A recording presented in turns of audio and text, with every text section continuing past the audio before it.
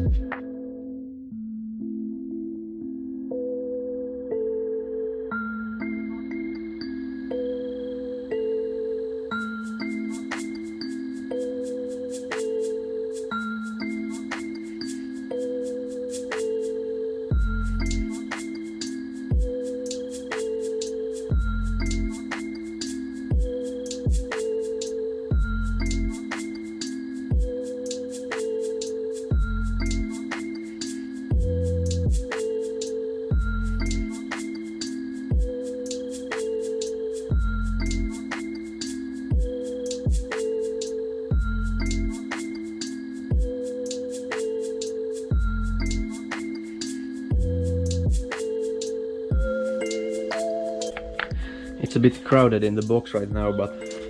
the power comes from one of these and goes through this safety switch or emergency stop thing and goes to this switch, which is for the light, and then this big one for the drill press itself, and then